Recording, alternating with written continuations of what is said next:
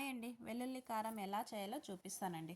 ఒక కప్పు కారం పొడి, కరివేపాకు, ఒక కప్పు ఉద్దిబ్యాళ్ళు, సాల్టు, ఒక కప్పు వెల్లుల్లి అండి. ఇప్పుడు ఆ చిల్లీ పౌడర్ అంతా మిక్సీ జార్‌లో వేసుకుందామండి. ఇప్పుడు ఒక కప్పు ఉద్దిబ్యాళ్ళు. ఆ ఉద్దిబ్యాళ్ళు కూడా మిక్సీ జార్‌లో వేసుకుందాం. ఇప్పుడు సాల్ట్ అండి. సాల్ట్ కూడా వేసుకుందాం మిక్సీకి. ఫస్ట్ ఈ మూడిటిని ఒకసారి మిక్సీ పడదామండి.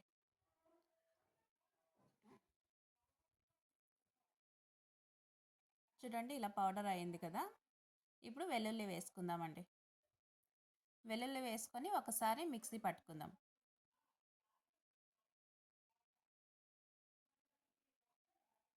చూడండి ఇలా వెల్లుల్లి కారం అయితే రెడీ అయింది. ఇప్పుడు ఇది మనము నూనెలో వేసుకొని ఫ్రై చేసుకుందాం.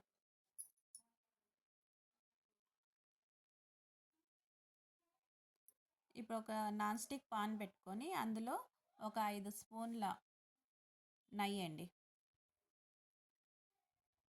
నెయ్యి వేసుకోవచ్చు, నూనె వేసుకోవచ్చండి. నెయ్యి వేసుకుంటే కొద్దిగా టేస్ట్ బాగుంటుందండి.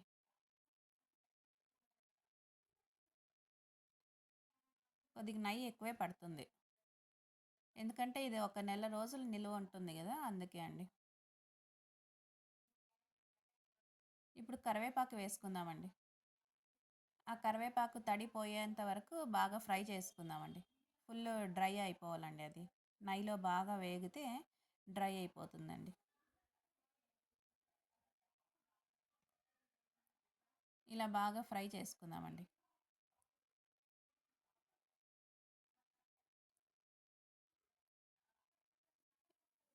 ఈ వెల్లుల్లి కారం బయట ఆఫీస్ వర్క్ మీద బయట ఉంటారు కదండీ! ఇంటికి దూరంగా వాళ్ళకి కరెక్ట్‌గా సరిపోతుందండి.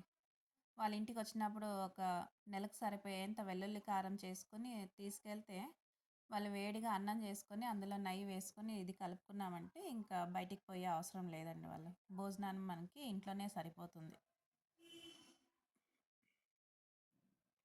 చూడండి ఇలా బాగా ఫ్రై చేసుకోవాలండి.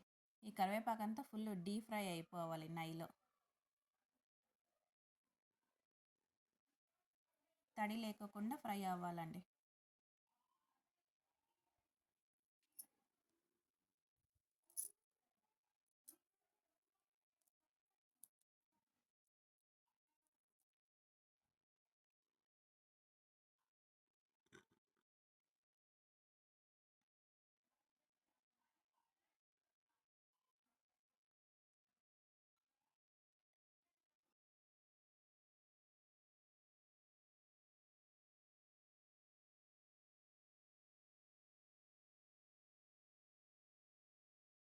ఇప్పుడు చూడండి బాగా ఫ్రై అయింది కదా! ఇందాక మిక్సీ పట్టుకున్నాం కదా!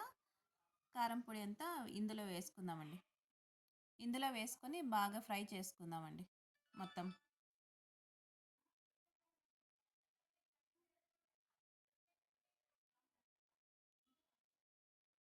ఇలా నెయ్యిలో అంతా బాగా ఫ్రై చేసుకుంటే మనకి వెల్లుల్లి కారం అయితే రెడీ అవుతుందండి.